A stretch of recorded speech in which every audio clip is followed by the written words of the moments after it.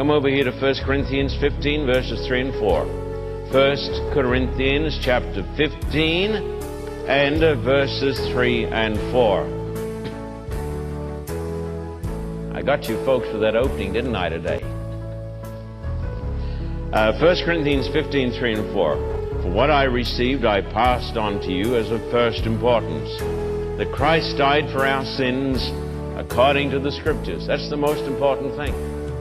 Christ died for our sins according to the Scriptures.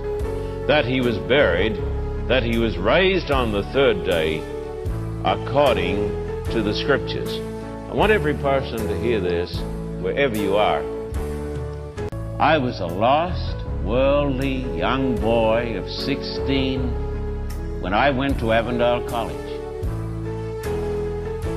When I went to Avondale College, I was a lost boy.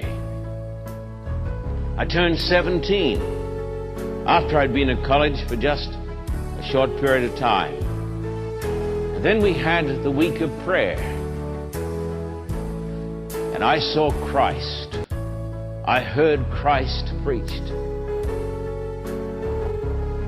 For days and weeks and months, I was in a daze by the glory of the gospel. That the Creator of the universe, in the person of His Son, had paid the price of my sins on the cross. I was dazed and amazed. I still am.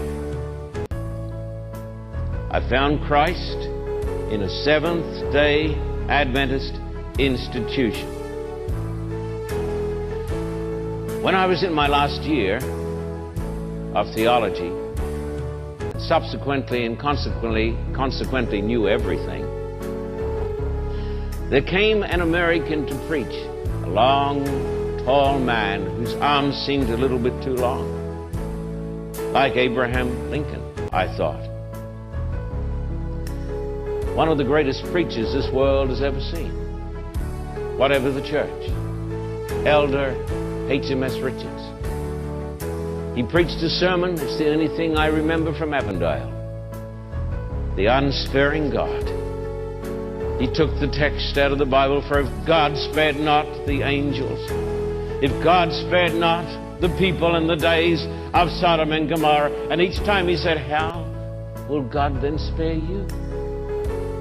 And after he reduced us to despair, the man from America turned to the text that said, he who spared not his own son.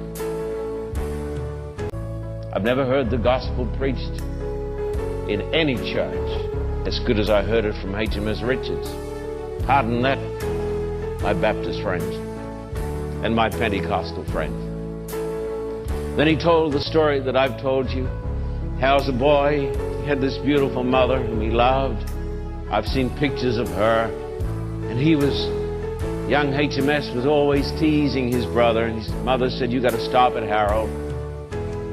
You're driving him crazy. He made promise after promise, which he broke. And then she said in the end, Harold, if you tease him again and reduce him to despair, I will not beat you, you will beat me. Then this great saint who raised up one of the greatest of all ministries, the voice of prophecy. She said to him, Harold, you'll have to beat me. He said, Mother, I will never tease him again. The words were hardly out of his mouth, and he was crying, his brother. So his mother sent him down to the creek, or the creek, and made him go back time after time until he got a big, heavy twitch. Terrible thing. And she took him into the bedroom, and his mother bared her shoulders and said, Harold beat me.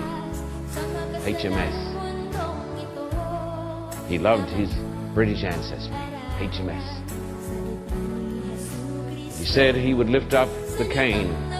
He couldn't bring it down. She said, Harold, I'm your mother. I stand in the place of God to you. Do what your mother says. Beat me, Harold.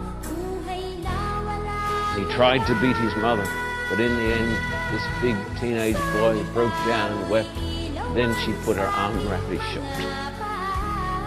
And she told him